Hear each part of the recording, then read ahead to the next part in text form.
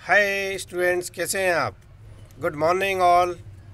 इस कोरोना महामारी से अपने आप को बचाएं, घर वालों को बचाएं, सेफ रहें, मस्त रहें और लगातार वीडियो देखते रहें, सुनते रहें, पढ़ते रहें, अपने आप को बिजी रखें।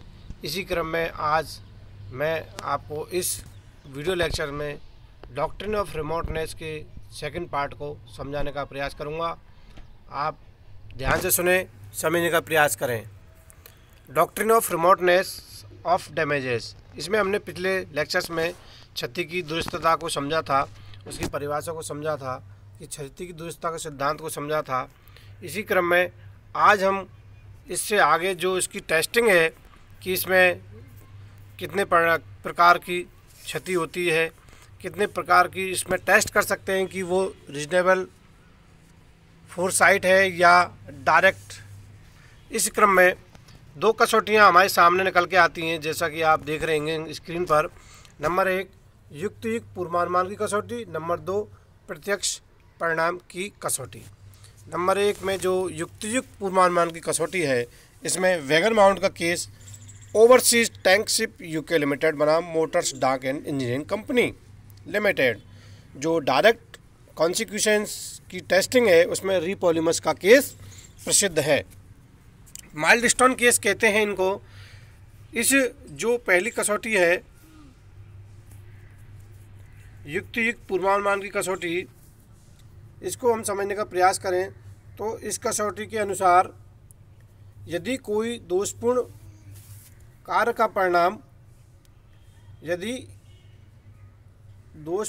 का परिणाम किसी युक्त व्यक्ति द्वारा पूर्वानुमानित हो सकता हो तो वह अत्यंत दूरस्थ नहीं माना जाएगा। इसको समझने का प्रयास करें। ये कह रहा है कि यदि कोई सामान्य पुरुष व्यक्ति यह सोच ले कि मेरे काम से यह संभव है, ये घटना हो सकती है, तो वह दूर नहीं होगा, वो उसकी सोच में आ गया, समझ में आ गया। इसका मतलब यदि कोई घटना होती है तो वह उसको रोक सकता है।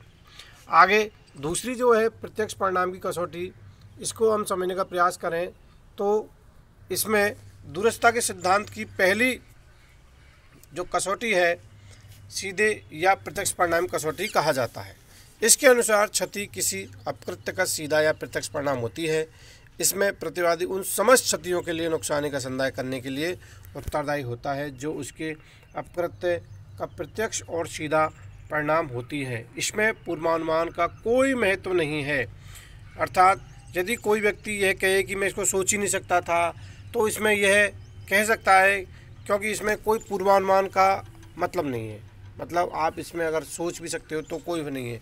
आपने अगर कोई कार्य किया है, आपके परिणाम से कोई क्षति हुई है, तो आप स्वयं जिम्मेदार हैं। इस मामले में एक केस था रीपॉलीमर्स का केस, जिसके हम बारे में चर्चा करते हैं।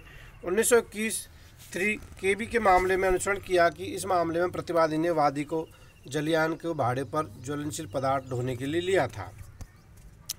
जल यात्रा में कुछ पेट्रोल निकलने लगा और जहाज के कमरे में पेट्रोल की वाष्प भर गई। जब एक बंदरगाह पर कुछ सामान प्रतिवादी के आदमी लाद रहे थे तो कमरे में अस्थायी रूप से बने हुए एक तख्ते के गिर जाने के परिणाम स्वरूप चिंगारी पैदा हुई, जो कमरे में पेट्रोल की वाष्प होने के कारण आग लग गई और जलयान नष्ट हो गया। न्यायालय में वादी ने प्रतिवादी के विरुद्ध क्षतिपूर्ति का वाद संस्थित किया। न्यायालय ने वादी का वाद स्वीकार करते हुए कहा कि वादी को कार्य क्षति प्रतिवादी के सेवकों की असावधानी का प्रत्यक्ष और सीधा परिणाम थी।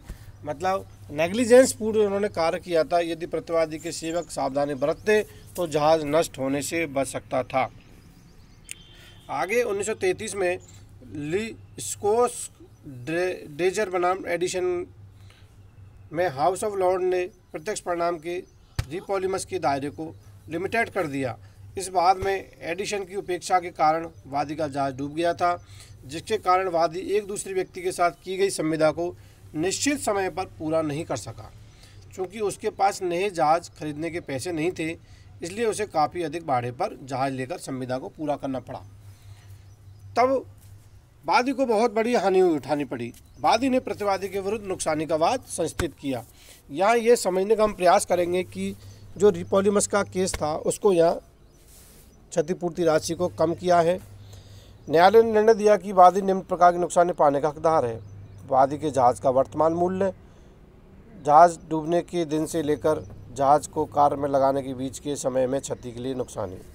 हाउस ऑफ लॉर्ड ने प्रथम शीर्ष वाला दावा स्वीकार किया, जहां दूसरे शीर्ष के दावे का संबंध था। जो प्रतिकर देने की अनुमति दी गई वह उस हानि के लिए थी जो ड्रेजर डूबने की तिथि से उस तिथि तक थी जब नया ड्रेजर युक्तियुक्त खरीदा और कार्य पर लगाया जा सकता था।